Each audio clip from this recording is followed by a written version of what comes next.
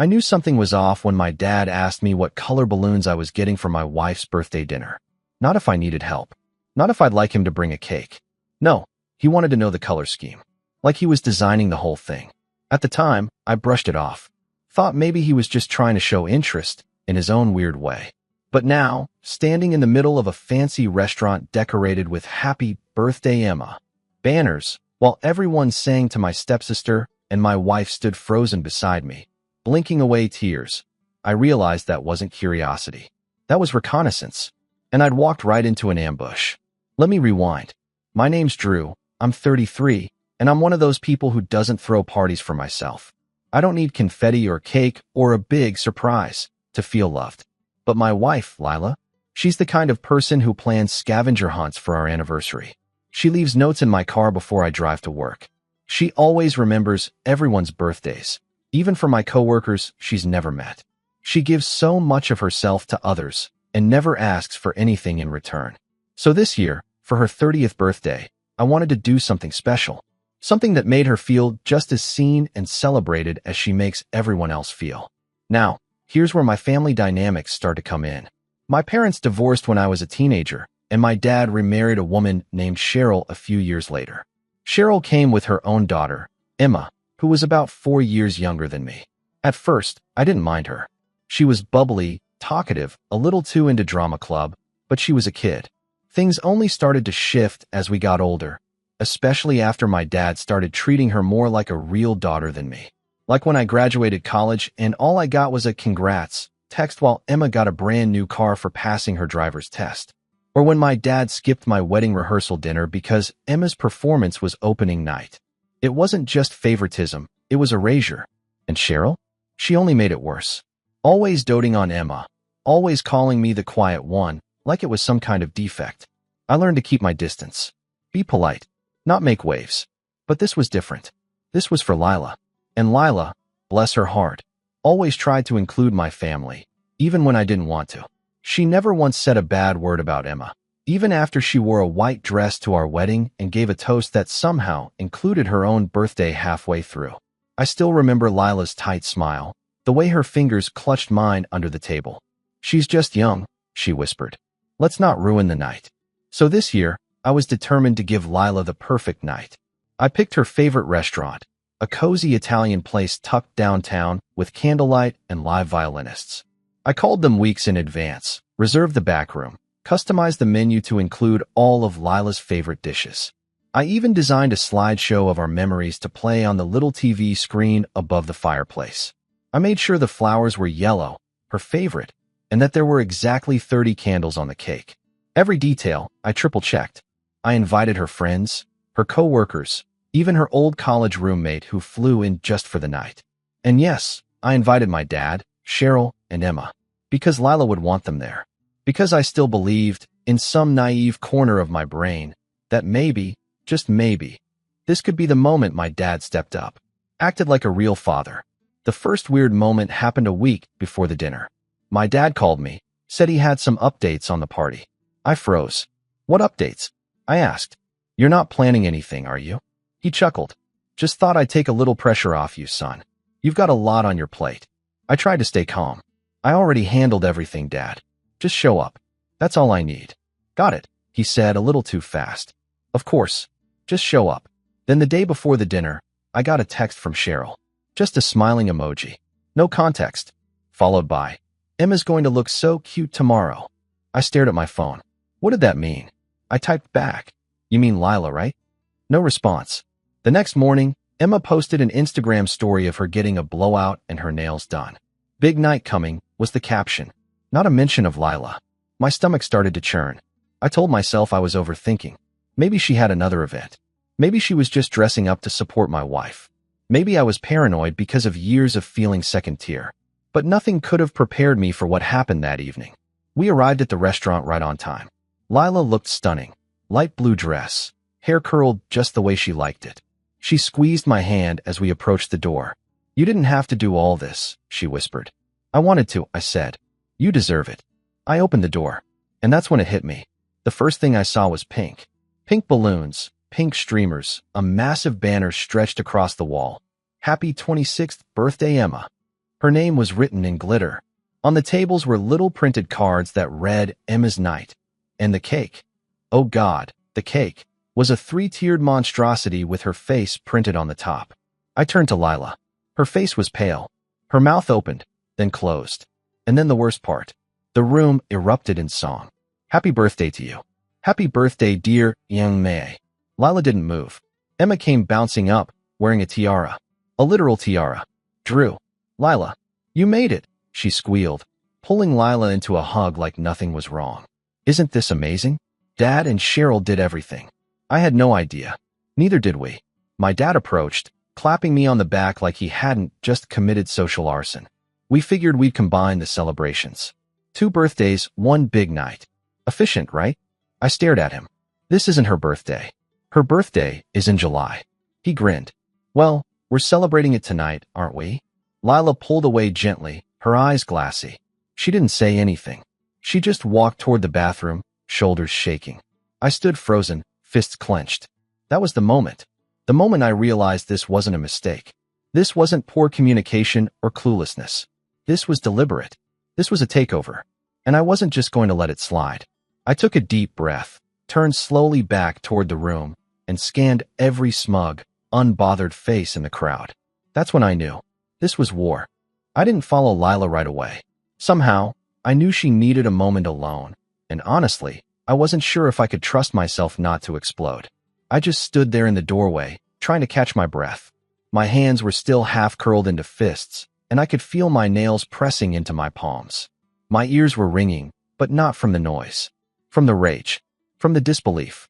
From the sick, sinking feeling in my stomach that no matter how hard I tried to give my wife something special, someone in my family would always find a way to stomp all over it.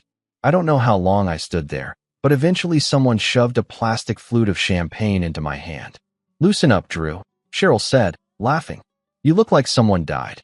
I looked at her, really looked at her, and realized she was beaming. She was dressed like she was heading to the Met Gala, wearing a rhinestone dress and some chunky gold earrings that screamed, I want everyone looking at me. She linked arms with Emma, who had just finished opening a gift bag from one of her friends. Inside was a designer clutch. Lila had wanted a simple dinner, maybe a nice book or a spa gift card. Emma was already on her 3rd luxury brand. I thought this was Lila's night, I said slowly, trying to keep my voice steady. Cheryl blinked at me like I'd spoken another language. Well, yes and no, she said, tilting her head. Emma's birthday is only 2 days before hers, so we thought it'd be cute to do a little joint celebration. It saves everyone a trip. This isn't a joint celebration, I said, the anger seeping through. This is her party. You replaced everything. Oh, please. You didn't even have a real theme, she scoffed. I mean, yellow flowers? That's not festive. This, she said, waving a hand around the room. This is a party. I didn't answer. I just turned and walked toward the bathroom. Lila was sitting on the little velvet bench by the sinks, dabbing at her eyes with a tissue. She wasn't crying anymore, but her expression was blank. That quiet kind of pain, like the air had been sucked out of her. She saw me in the mirror and gave me a weak smile. I'm sorry, I said. Her lips trembled. It's not your fault. It is, though. I should have known they'd try something. I should have. God, I should have checked everything. She stood up slowly, smoothing her dress. You tried. You did more than anyone's ever done for me. That room was never meant for me. That was a show. For them. For Emma. I stepped closer, lowering my voice. Do you want to leave? We can go somewhere else. Just the 2 of us. Right now. She hesitated. Part of me does. But part of me doesn't want them to win. And that was Lila in a nutshell. Kind, loyal, stronger than anyone realized. I nodded. So we walked back in. That was the moment I decided. If they wanted to play games, fine. I'd play. But I wasn't going to play nice anymore. At first, I tried to be civil. I found the friends we invited, Lila's co-workers and a few people from her book club, clumped awkwardly in the corner. No one knew what to do.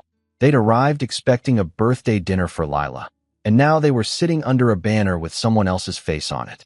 I'm so sorry, I said quietly to her co-worker Amanda. This isn't what we planned. Amanda leaned in. We figured. Lila mentioned her favorite color was yellow, not pink. And this, she trailed off, glancing at Emma, who was currently holding court in the center of the room. retelling a story about her most recent trip to Mykonos. This is something else. I thanked her and sat beside Lila, who had barely touched her plate. Across the room, my dad raised his glass. Speech, someone called.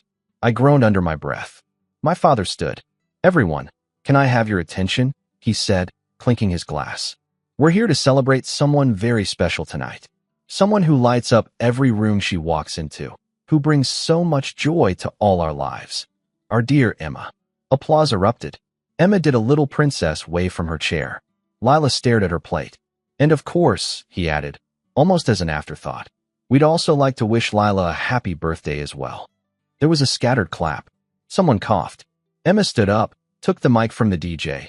Yes, they'd hired a DJ, and launched into a 5-minute thank you speech that included the phrases, "My journey through self-love and influencing is a full-time job."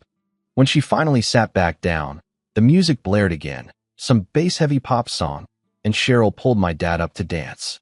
Lila turned to me and whispered, "This is like watching someone else's dream while you're trapped in their nightmare." I didn't laugh. I was too angry, but I still hadn't seen the worst part. That came about 20 minutes later when the slideshow started. The one I'd made. The one that had our photos, me and Lila, from college to marriage to vacations to goofy little selfies on the couch. I'd spent hours curating it, adding music, transitions, quotes that meant something to us. Only now, it had been altered. The first slide came up and I froze. It was Emma, as a baby, with a sparkly title, Princess Emma, A Life in Pictures. The photos kept rolling. Emma at ballet, Emma at graduation, Emma in a bikini on a beach, Emma posing with a dog. Every single slide, a tribute to her. "Where's ours?" Lila whispered. I was already standing. I found the restaurant manager near the bar and asked to speak to the AV guy. He looked confused. The man who brought the USB said to play it when the cake comes out. "What man?" I asked, even though I already knew. "Older guy, gray hair, tan jacket." Of course. I grabbed the mic from the DJ and shut down the music. "Sorry," I said. "There's been a mistake. That slideshow wasn't meant to be played tonight." There were murmurs. Emma looked like she'd been slapped. My dad walked up, chuckling awkwardly. "Drew, don't make a scene. You replaced the slideshow I made for my wife," I said, loud enough for the room to hear. "I spent days working on that. You took it, and you swapped it for this." "It's a shared night," he said coolly. "We thought it'd be nice to include Emma." "This was never supposed to be about Emma," I snapped. "This was Lila's birthday. I invited you. I planned this. And you hijacked it." Cheryl swooped in. "You're being dramatic. We thought this would be more fun." I looked at Lila. Her eyes were shining again, but she wasn't crying. She was done, emotionally checked out, sitting perfectly still in her chair like the whole thing was a bad dream she was waiting to wake up from. I faced the crowd. "I'm really sorry to all of you who came here for Lila. She didn't deserve this. None of this was what we planned. My father and his wife decided this night should be about someone else." The DJ cut the mic. My dad gave me a look. "You've embarrassed us." "No," I said. "You did that all on your own." Then, as if the universe was trying to really nail the point home, the cake came out. 3 tiers. Pink frosting. "Happy birthday, Emma," piped across in cursive. Lila stood up. "I think I've had enough," she said softly. I followed her out. But we didn't go home. Because that wasn't the end. Something had cracked open in me that night. Not just anger. Not just disappointment. Something deeper. Something that had been building for years. Because this wasn't just one ruined birthday. This was every birthday. Every holiday. Every moment I'd been pushed aside. Every time my dad acted like I was optional. Every moment Emma was given the spotlight without earning it.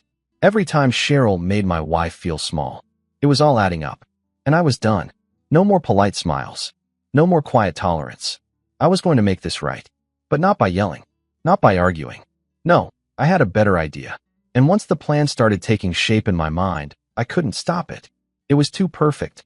Too poetic. Because if they wanted to make everything about Emma, then I'd give them a night they'd never forget. We didn't say much in the car. Lila sat staring out the window, her hands folded neatly in her lap, like she was trying to hold herself together. I kept glancing at her, searching for words that didn't sound hollow. What do you say after something like that? Sorry your birthday was hijacked by a grown woman in a tiara? Sorry my family thinks you're invisible? It all felt pathetic compared to what had just happened. We ended up at this little late-night diner, one of those spots with cracked red leather booths and coffee that tastes like it's been brewing since the 80s. The waitress didn't recognize us, didn't know whose birthday it was or what kind of night we'd had. That made it the perfect place. We ordered pancakes at midnight, and for the first time in hours, Lila smiled. That's when I knew we weren't broken. Not really. Bent. Sure. Bruised? Definitely. But Lila didn't need a spotlight. She just needed someone who would see her, and I wasn't going to let anyone dim that light again. Especially not my family. Still, the days after that night were rough. The fallout hit fast. Cheryl sent a long, condescending text about how disappointed she was in my outburst. She called it immature. Said I embarrassed Emma in front of her friends. Not one word about Lila. Not one sentence acknowledging the sabotage or the pain they caused. My dad. Radio silence. Not a call. Not even a single, hey, let's talk. The only person who did text me, shockingly, was Emma. Her message read, "Didn't realize you were going to be so territorial over a dinner party. I hope this doesn't cause long-term drama." That would be exhausting. I didn't respond. What could I even say to that? We ghosted them after that. Didn't show up to Cheryl's birthday. Skipped Emma's influencer milestone party, don't ask. My phone rang a few times, but I ignored it. Lila and I needed space. We needed to breathe without their voices in our ears. But silence has a price. It didn't take long for the whispers to start. My cousin texted me. "Hey, I heard you screamed at Uncle Mike during Emma's party. What happened?" I hadn't screamed. I'd raised my voice. Once. Another relative sent. I heard Lila stormed out crying. "You okay, man?" That was the narrative now. Not the truth. Just the version where I was the problem. Where Lila couldn't handle sharing the spotlight. Where I ruined Emma's big night. I didn't try to correct them. I was too tired. And that's when the real low point hit. One morning, Lila found an old birthday card in the mail, postmarked before the party. It was from my dad. A cheesy Hallmark card with a pre-written poem and a $25 gift card to Olive Garden. There wasn't a single handwritten word inside. Not even happy birthday. She laughed, this bitter, disbelieving little sound, and then quietly put it in the trash. She didn't cry. Not this time. That made it worse. It was around then I realized I was holding on to something that didn't exist anymore. Or maybe never had. A version of my dad that would step up someday. See me. Respect my choices. Love my wife. But that man wasn't coming. So I made a decision. I was done chasing validation from people who couldn't even say my wife's name in a toast. I poured all my energy into rebuilding. Not for revenge, not yet, but for us. First, I started with Lila. She always talked about opening her own Etsy shop. She makes the most beautiful hand-painted bookmarks, pressed flower journals, and watercolor prints. She dabbled here and there, but between work and stress, it never took off. So I turned our guest room into a mini studio. Got her better supplies. Helped her photograph everything. Built a clean website. Wrote descriptions. Made her a little logo. Nothing fancy, just something to say, "I believe in you." She cried when she saw it. Good tears, this time. We listed her first 20 items in April. By June, she'd shipped over 200 orders. Then came the local market invites. A feature on a local craft blog. A brand collab with a stationery company. I watched her come alive again, slowly but surely. Every sale gave her confidence. Every customer review that praised her creativity and kindness chipped away at the damage Cheryl and Emma had done. And the more I poured into her success, the more I found myself climbing out of my own fog. I'm a graphic designer by trade. For years, I'd been stuck at a job where I was basically a human mouse click, churning out corporate flyers for people who didn't know Helvetica from Comic Sans. It paid the bills, but I hated every second of it. Helping Lila reminded me that I had something to offer too. So I dusted off some old side projects. Started freelancing on the weekends. Redesigned a logo for a friend's coffee shop. Took on a brand refresh for a nonprofit. The gigs picked up. One night, Lila walked in and caught me working late. "You know," she said, "you don't look miserable anymore." I smiled. I don't feel miserable anymore. By the end of summer, I'd made enough from freelance work to consider quitting my full-time job. I hesitated. Old fears crept in. What if I failed? What if the income dried up? But Lila looked me in the eye and said, "If you don't bet on yourself now, when will you?" So I took the leap. Put in my 2 weeks. And just like that, we were both working from home. Building something together. Supporting each other. Without the noise. without the guilt, without the family drama weighing us down. It wasn't all perfect. We had slow weeks, frustrations, printer meltdowns, but it felt real. Ours. And through it all, my family stayed silent. Except for one time, in August. My dad called. I let it ring. Then again, the next day. This time I picked up, curious. He didn't apologize. He didn't ask about Lila. He just said, Emma's planning a big birthday bash next month. Cheryl wants to know if you're coming. She's hoping you two can patch things up. My mouth went dry. I waited for him to say more. Anything. He didn't. So I said, are you calling because you want us there? Or because she told you to? There was a pause. Then he said, look, I don't want this to drag on. It's family, Drew. We move on. That's what we do. That's what you do, I thought. You bury it. Pretend nothing happened. Expect everyone else to smile through the pain. I said, tell Cheryl we're not interested. He sighed. You're really going to hold a grudge over one dinner? One dinner, I repeated. Do you even know what you did? What she did? She was trying to make the night special for everyone. You overreacted. I almost laughed. Overreacted. I'm not going to explain this to you again, I said. We're done bending over backward to be part of a family that doesn't want us. Then I hung up. And this time, I didn't feel guilty. I felt free. That fall, Lila got invited to speak on a panel about small business branding. She wore a yellow dress and talked about creativity and burnout, and how sometimes the things that break you lead to the things that build you back up. I watched from the front row, grinning like an idiot. Later, she told me, I said all that because of you. I kissed her forehead. I rebuilt because of you. And that was true. Because while my dad and Cheryl were still throwing parties with pink banners and glitter tiaras, Lila and I were building a life they'd never understand. One rooted in respect, support, real partnership. But I'd be lying if I said I didn't still think about that night sometimes. About how they stole something that didn't belong to them. How they hijacked a moment meant for someone who's done nothing but show grace and kindness, even to people who didn't deserve it. And yeah, I could have let it go. Could have taken the high road and forgotten the whole thing. But the thing about hitting rock bottom is that once you start climbing, you see everything differently. You see who's cheering you on. You see who is weighing you down. And sometimes, you realize the best revenge isn't just success. Sometimes, the best revenge is finally letting the truth come to light. Which is exactly what I was about to do. But not in the way anyone expected. There's something liberating about deciding you have nothing left to prove. For years, I'd been walking on eggshells around my dad's house, trying not to come off too sensitive, too bitter, too dramatic. I kept my mouth shut when Emma's name was plastered all over every family group chat. When she got the biggest slice of attention at every gathering. When my father spoke about her with pride in his voice he never once had for me. But after Lila and I rebuilt our lives, after we finally stepped away from the chaos and chose peace over proximity, I began to feel something I hadn't in a long time. Control. Not control over them. People like Cheryl and Emma never give that up willingly, but control over my own story, my narrative.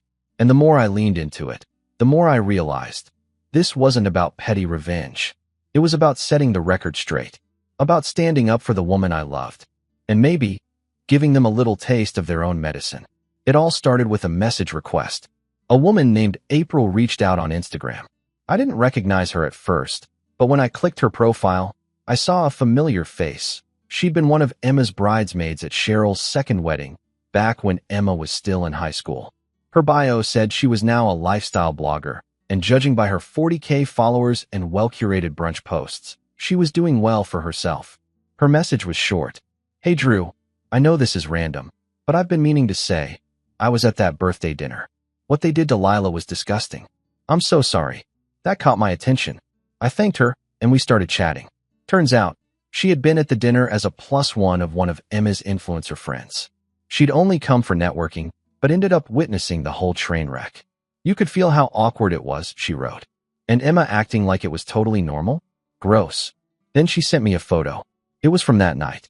Someone had snapped a picture of Emma standing in front of the giant, Happy Birthday Emma banner, with Lila in the background, completely out of focus, standing beside the bathroom hallway, arms folded tightly, eyes staring off.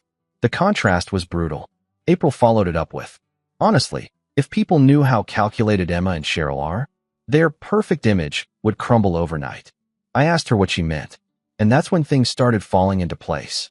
April told me that Cheryl and Emma had been working hard to position Emma as the face of a new wellness collective aimed at women in their 20s. It was a mix of online coaching, product placements, and retreats.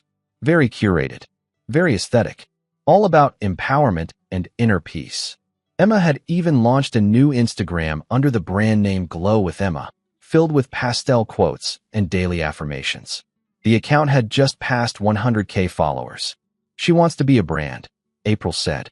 She's pitching herself to podcast networks and pitching retreats to brands.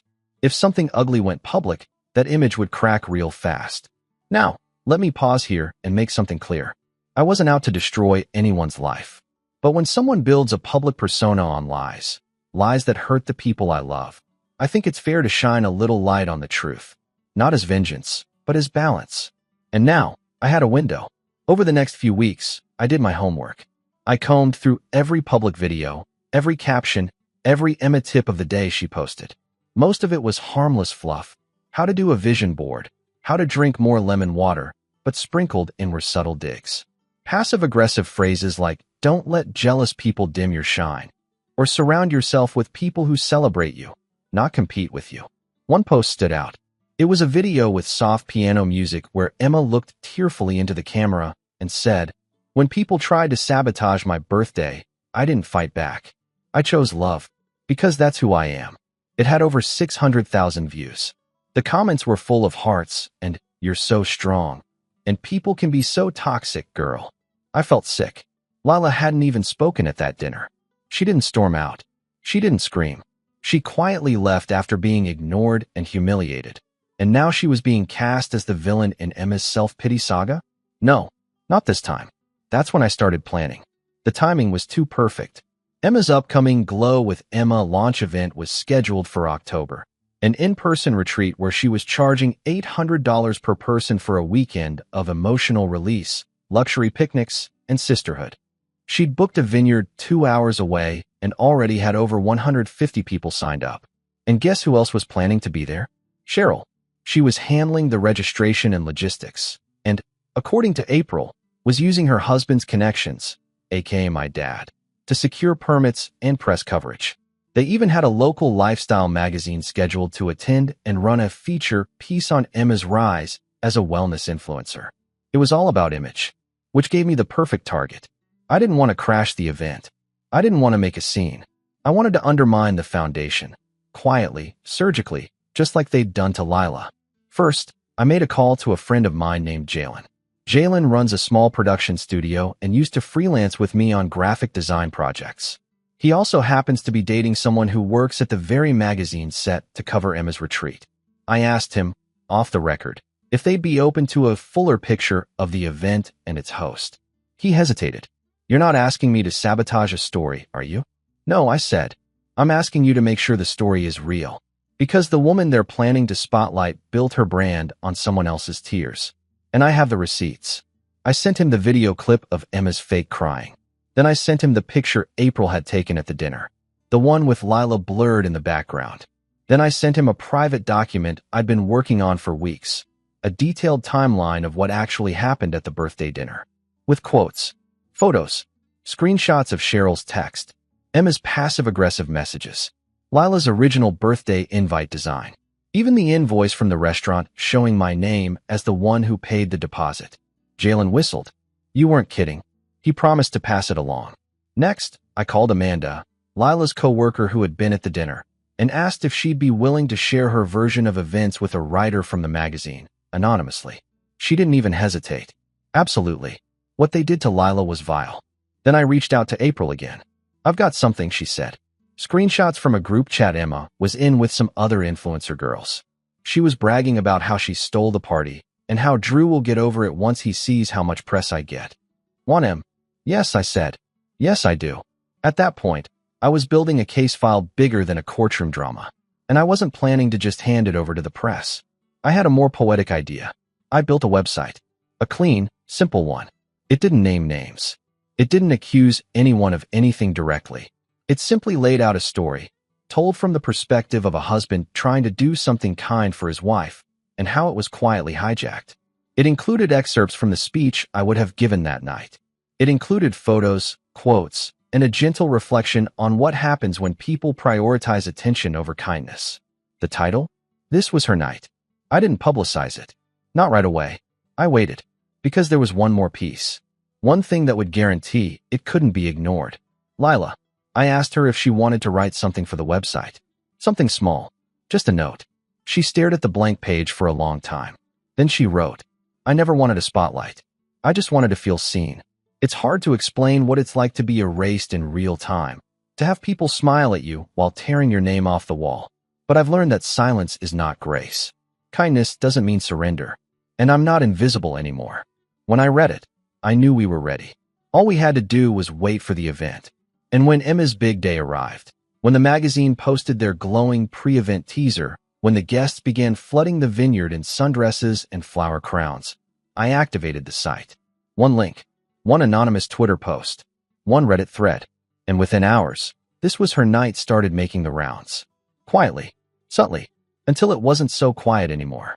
Until people started asking questions.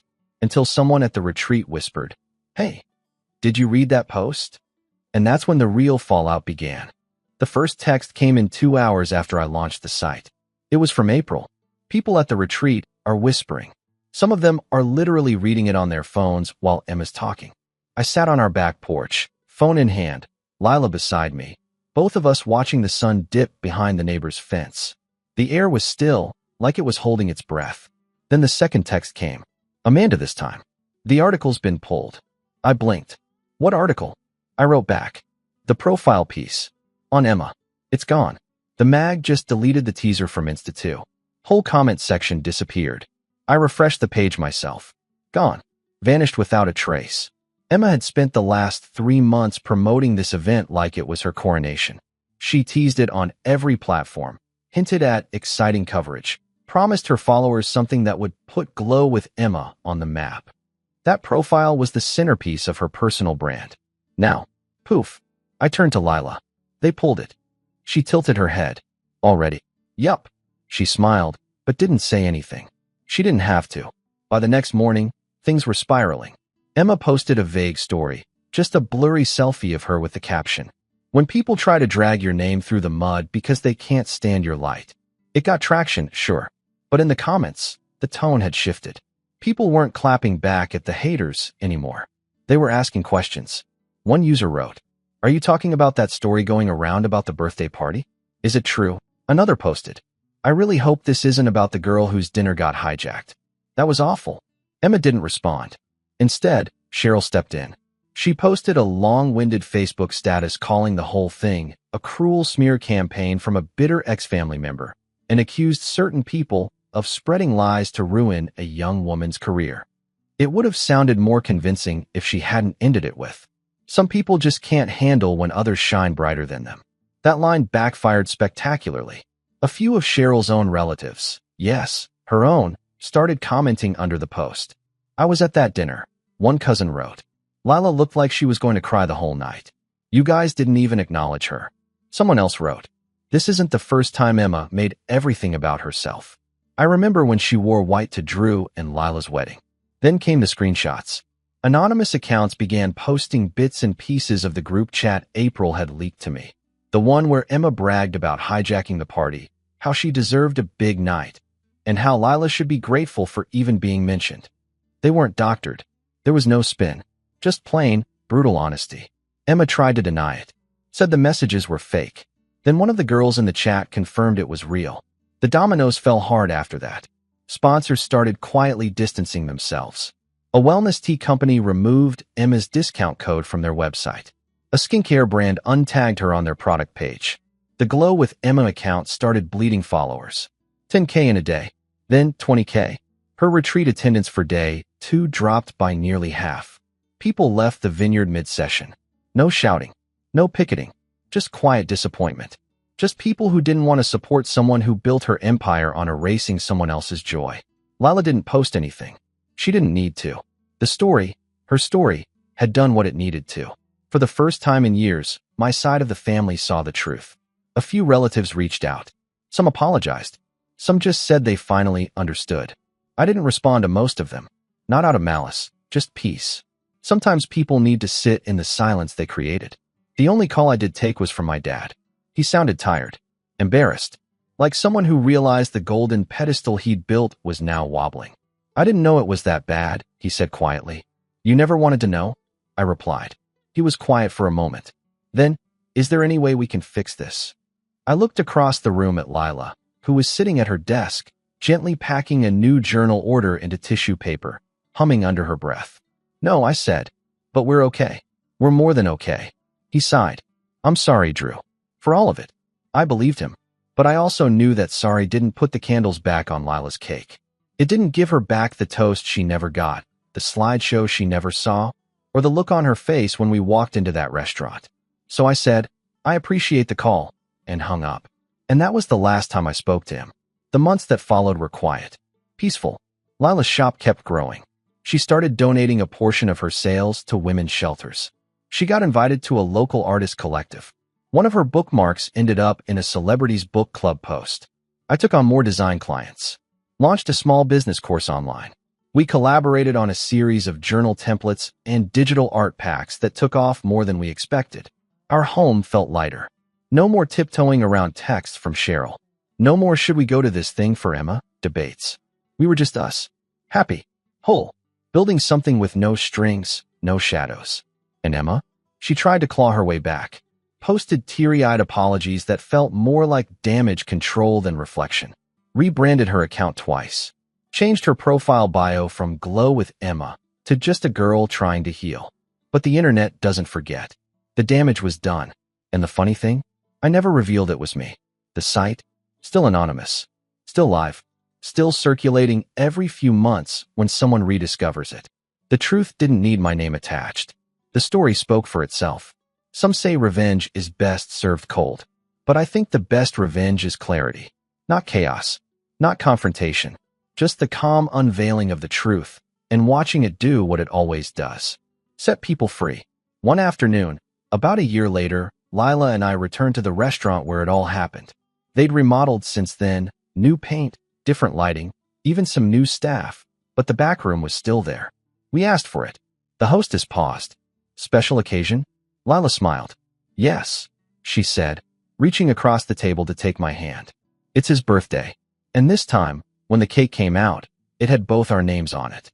Because this time, it was really ours. And no one could take it from us again.